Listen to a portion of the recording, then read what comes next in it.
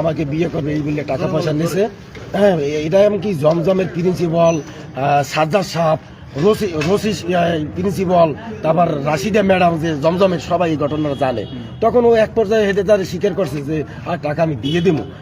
আমাকে 5-7 লাখ টাকা আমি নিছি, কিন্তু টাকাটা কি ফেরত দেবে, হাতের কাছে কি ডকুমেন্ট আছে? সাজ্জাদ, জমজমের সাজ্জাদ প্রিন্সিপাল স্যার।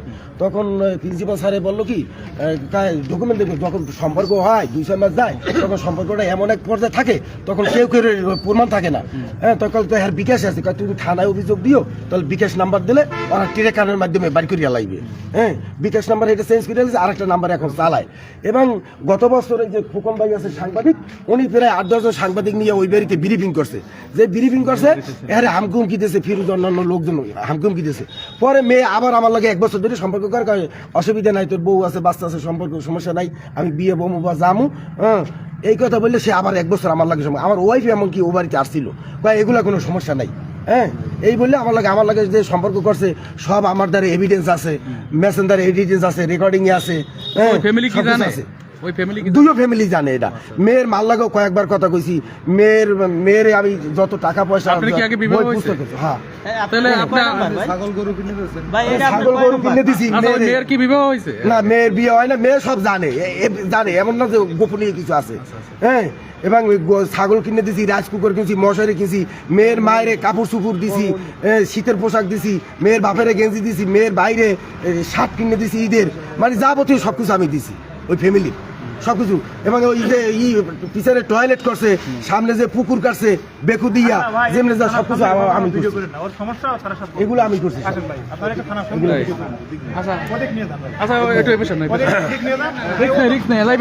না না, আমি যাবো না, আমি যাবো না। আমরা দিব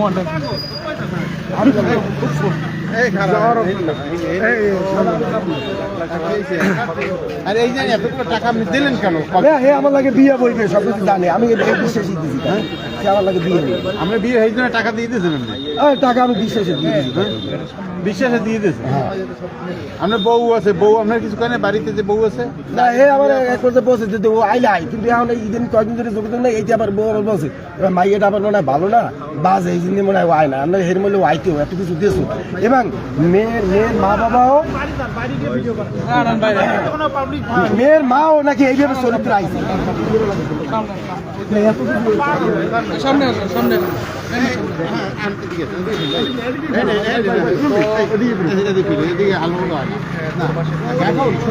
তো আপনার পরিবারের টাকা না দিয়ে এদিকে টাকা দিলেন, তার ভিতরে কি পেয়েছেন আপনি? না, সে আমার লাগে সম্পর্ক করছে, জানে সবকিছু জানি, আপনার হে বিয়ে করবো, আমি বিয়ে করবো, এই হিসেবে আমি দিচ্ছি। তাহলে আপনি আপনার পরিবার রেখে আবার এ জায়গায় আপনি কেন সম্পর্ক করতে গেলেন? হে কইছে ভালো লাগে বিয়ে করবো, আমি কইছি হ্যাঁ ঠিক আছে।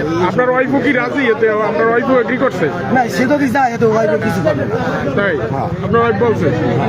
হে যাইবে কেমন? হে তো অলরেডি বিয়ে করছে আর একটা, হে তো এখন বিয়ে বসছে না অন্য এক জায়গায়? না, বিয়ে বসে না। এটা তো আপনি জানেন না যে বিয়ে বসছে, সে তো বিয়ে বসছে না, বসে না। আবার কয়েক বসে না। সম্পর্ক করেন কতদিন এই মেয়ের লাগে? 4 বছর। তাই মেয়ের পরিবার সব জানে না?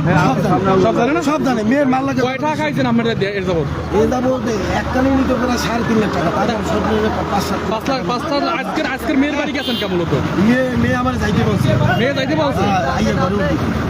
তাই এর আগেও তো আমরা গেলাম ওই মেয়ের বাড়ি, আমি ফোন দিলেন, ঠিক আছে, কিন্তু সেকালে তো আমার চেনে নাই মেয়ে, তার কারণ আবার 1 বছর ধরে আমার সম্পর্ক। আবার সম্পর্ক করছে। হ্যাঁ, আমার সব এই মেয়ে আগেও প্রতারণা মেলা করছে, তাই এই আমার লাগে নিয়োজিত হয়েছে। আবার লিউজ দিতেছে।